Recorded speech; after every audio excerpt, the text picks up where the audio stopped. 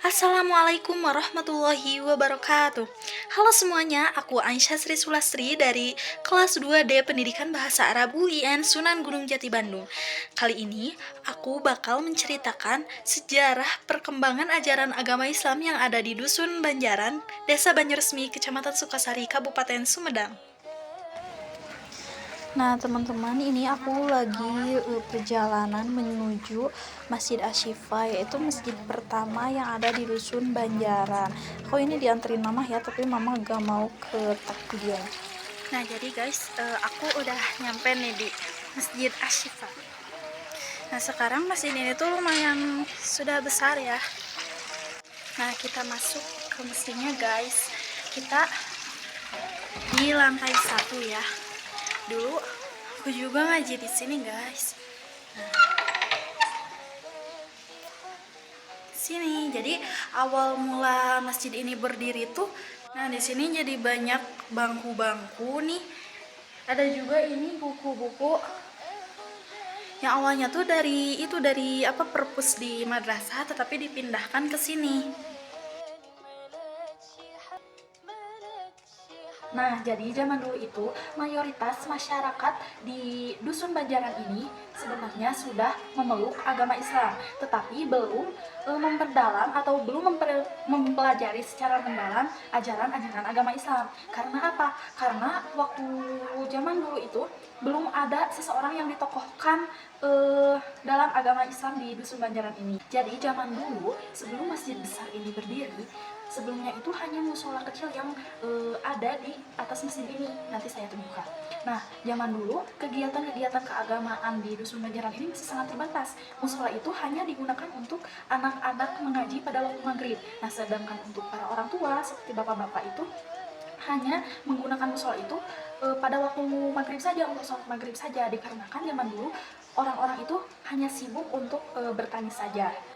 Nah, karena musola yang tepat berada di atas masjid besar ini musolanya milik pribadi, nah seiring berjalannya waktu pemiliknya tersebut meninggal dunia.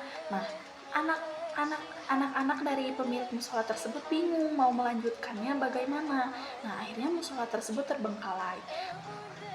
Perkembangan Islam di Dusun Banjaran itu semakin pesat ketika pendiri Masjid Asy-Syifa menyekolahkan putranya ke pesantren untuk memperdalam ilmu agama.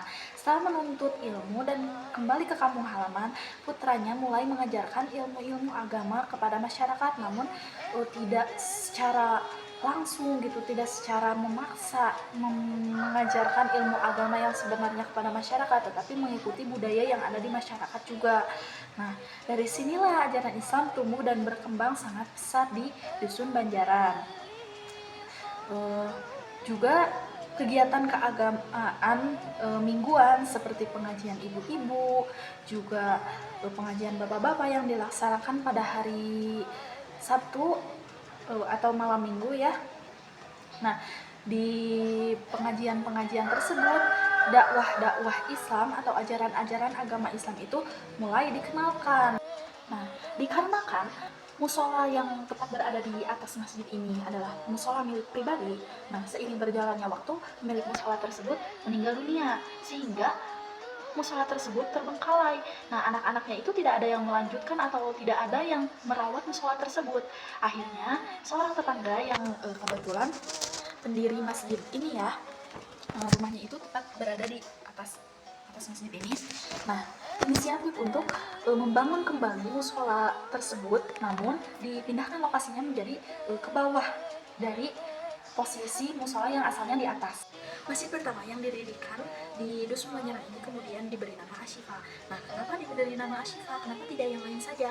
Nah, menurut penuturan Dewan Keamanan Masjid Asy-Syifa, yaitu guru saya sendiri, nah, nama Asy-Syifa yang berarti obat atau penyembuh dipilih karena diharapkan menjadi obat bagi masyarakat, khususnya dalam mengatasi kurangnya pemahaman ajaran-ajaran Islam di masyarakat Dusun Banjaran.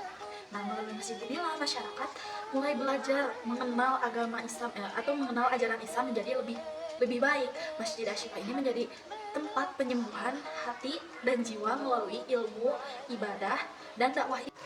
Nah, di sana juga terdapat madrasah yang tepat berada di atas Masjid Asy-Syifa ini. Nah, kita sana ya. Nah, ini dia masjid, ini dia madrasahnya. Masih ya, oh enggak. Yo guys. Nah, dulu itu hanya ada 3 kelas ya di sini. Nah, 1, 2, 3 segitu. Namun sekarang sudah terdapat 2 lantai di sini. Kita coba ke atas kali ya.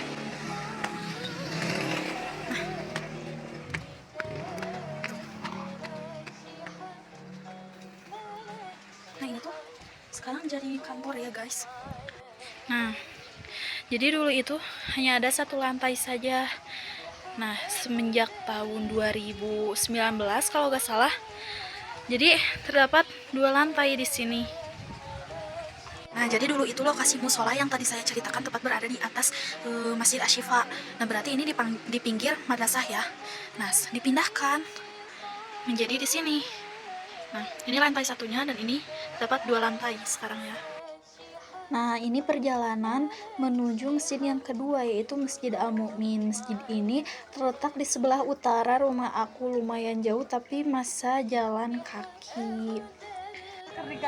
Nah, tiba-tiba kita nyampe aja di Masjid Al-Mu'min. Nah, masjid ini tuh tepat pinggir jalan utama Dusun Banjaran. Masjid ini juga baru direnov sekitar berapa bulan yang lalu gitu. Kita sudah sampai ke masjid yang kedua di Dusun Banjaran. Masjidnya itu ada 1 lantai ya, tepat berada di pinggir jalan utama. Biasa, udah segitu aja guys. Nah, itu masjid ketiga yang dibangun setelah dibangunnya masjid pertama yaitu Masjid Ashifa, dan juga yang kedua yaitu Masjid Al-Mu'min. Nah, yang ketiga ini diberi nama Masjid Al-Jawad. Tepatnya itu di seberang rumah aku ya. Aku ke sana soalnya lumayan jauh, terus juga hari ini gerimis jadi aku ke sana. Nah, setelah muncul dan berdirinya masjid-masjid di Dusun Banjaran ini, maka setiap pekan-pekannya itu diadakan jadwal pengajian rutin ibu-ibu. Jadi misalkan hari Jumat di Masjid Ashifa, terus juga hari Senin, dan juga hari Selasa di Masjid Al-Jawad dan juga Masjid Al-Mu'min. Nah, semenjak ada masjid-masjid tersebut, perkembangan ajaran agama Islam di Dusun Banjaran ini semakin baik dari zaman ke zaman. Sekian video dari saya, mohon maaf apabila banyak sekali kesalahan. Wassalamualaikum warahmatullahi wabarakatuh.